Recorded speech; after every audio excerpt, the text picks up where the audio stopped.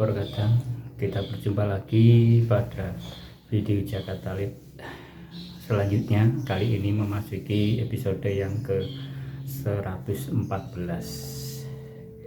Jadi perkadang tema jiwa ini panjang sekali, artinya banyak yang bisa kita ungkap supaya kita bisa mengetahui secara utuh kemanusiaan kita.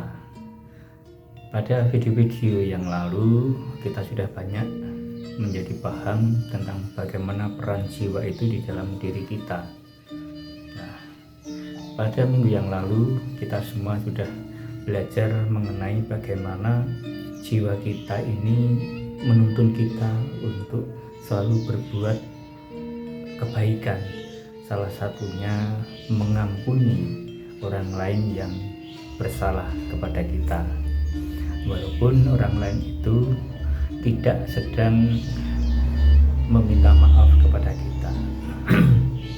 Di dalam pemahaman itu kita juga harus meyakini bahwa kesalahan atau perbuatan yang tidak dapat yang dilakukan oleh orang lain karena pandangan pikiran kita ini belum tentu kesalahan sepenuhnya. Bisa juga orang tersebut itu tidak tahu apa yang sedang dia perbuat, karena mungkin bisa juga karena kurang sadarnya di dalam hidupnya sehingga tidak bisa membedakan mana yang benar, mana yang salah. Kita sebagai pribadi manusia yang memiliki iman yang baik, tentu saja kita bisa memahami hal tersebut sehingga kita tidak terjebak dari pikiran-pikiran atau prasangka-prasangka kita yang tidak baik.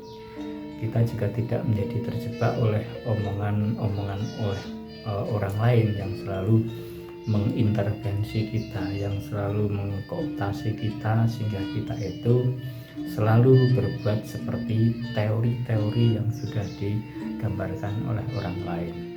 Terkadang di dalam jagat alit kita, di dalam diri kita itu ada tuntunan budi yang selalu menunjukkan kita pada setiap perbuatan baik. Tentu saja budi tidak bisa direkayasa untuk berbuat jahat.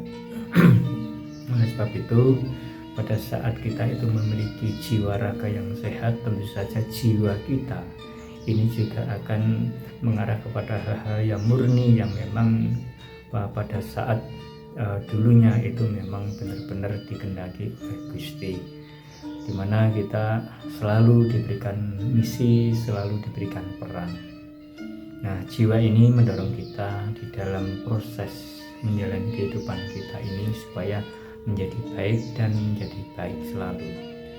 Nah, terkadang setelah kita mengetahui bahwa jiwa ini menuntun kita kepada sikap untuk selalu memberikan pengampunan terhadap orang lain, jiwa yang ini juga kadangkala kita tidak menyadari ya, walaupun kita itu mudah untuk mengampuni, tetapi belum tentu kita itu memiliki hasrat untuk hidup teman. Nah, kali ini saya ingin menggambarkan bagaimana salah satu peran jiwa ini adalah pembawa hasrat kita untuk selalu damai di dalam hidup. Jadi terkadang yang namanya damai itu kadangkala bisa disalahartikan ya. Artinya kadangkala kita terjebak pada pengertian yang sempit. Artinya damai itu damai yang hanya dirasakan di dalam diri sendiri, tetapi tidak ada dorongan kedamaian ini bisa dirasakan bersama-sama dengan yang lain. Nah, jiwa kita yang murni terkadang mendorong kita untuk membangun perdamaian yang bisa dirasakan oleh banyak orang. Nah, jadi mendorong kita untuk hidup tidak egois, mendorong kita untuk membangun pasuduluran, memperbaharui hal yang menghambat kehidupan kita menjadi tidak tenang atau tidak damai. Nah, terkadang dari jiwa ini juga sebenarnya itu telah membawa peran-peran tersebut yang mestinya harus kita pahami, mestinya harus kita ketahui, dan mestinya harus kita jalankan. Namun kadang-kala terkadang karena kesibukan kita, sehingga kita selalu ingin membangun suasana rileks hanya sebatas di dalam diri kita, atau mungkin kalau lebih jauh hanya sebatas dengan keluarga kita. Nah, kadang-kala di titik ini kita menjadi tidak peduli dengan orang lain, dengan tetangga kita, dengan orang-orang yang apalagi yang bertempat tinggal jauh. Lebih parah lagi kalau memang itu berbeda golongan, berbeda mungkin keyakinan. Kadang-kala malah justru kita terjebak dan dikuasai oleh jiwa-jiwa yang lain, di mana kita kadang-kala malah justru nyukurke ya, senang kalau ada orang lain itu yang sedang mendapatkan bencana, sedang mendapatkan musibah. Nah, jadi jiwa yang selalu menghendaki hal-hal tersebut, tentu saja jiwa tersebut memang bukan berasal dari Gusti sendiri, tetapi tentu saja ini berasal dari kegelapan yang selalu merusak tatanan paseduluran bahwa kita ini menjadi satu persaudaraan di dalam ciptaan.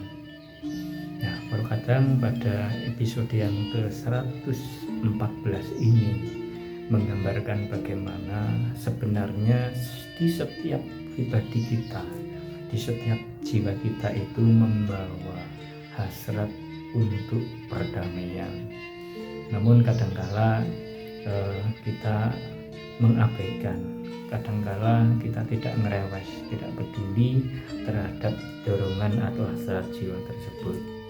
Pada video kali ini saya ingin mengingatkan bagaimana Gusti ini selalu menegur kita, selalu mengingatkan kita supaya kita itu tetap berada dan berjalan lewat jalan yang memang sudah ditentukan.